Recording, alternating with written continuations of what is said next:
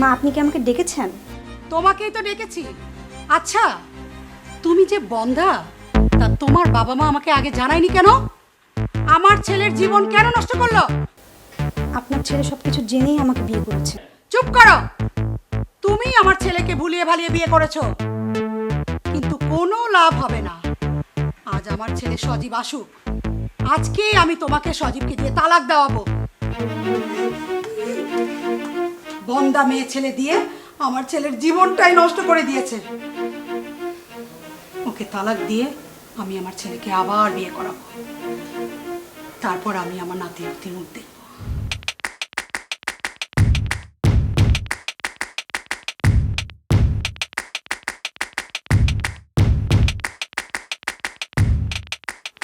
আমি ভালো থাকি কি করে?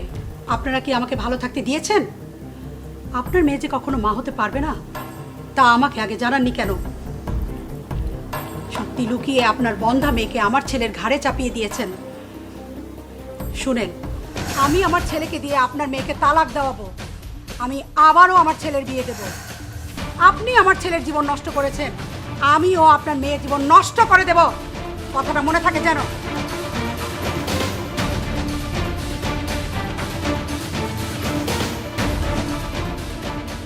সজীব আজ আসুক, তারপর খেলা দেখাচ্ছি।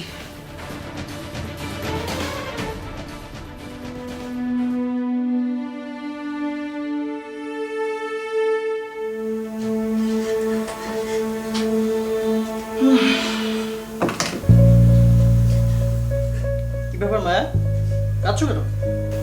আপনি কেন আপনার ফ্যামিলিকে বলেননি আমি কখনো মা হতে পারবো না? আমি বারবার করে আপনাকে বলেছি সবাইকে সব সত্যি কথা বলে দেন, নাহলে পরে সবাই জানতে পারলে সমস্যা হবে। কিন্তু আপনি আমার কোনো কথা শোনেননি। দেখো,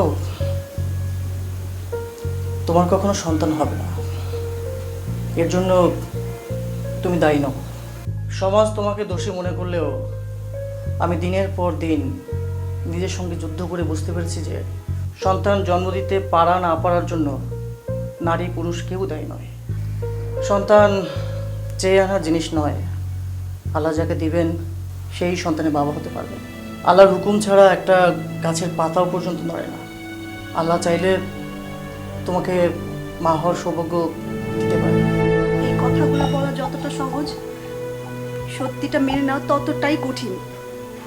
একটা সময় আপনারও মনে হবে আপনার বউ সন্তান জন্ম দিতে অক্ষম, তখন আপনার আবার নতুন করে সংসার করতে ইচ্ছা করবে। আর আপনার মা, কি বলছো সব? আমার মা এগুলো বলেছে? বাবা সজীব, আড়া থেকে আমি তোদের সব কথাই শুনেছি। মারে, সমাজের প্রতিটা মানুষ যদি এভাবে বুঝতো, তাহলে রোজকার সংসার ভাঙার সিদ্ধান্তটাই বদলে যেত। মারে, আমাকে ক্ষমা করে দে মা। তুই তো আমার ছেলের বউ না, তুই তো আমার মেয়ে রে। তুই তো মেয়ের মতো কাজ করেছিস।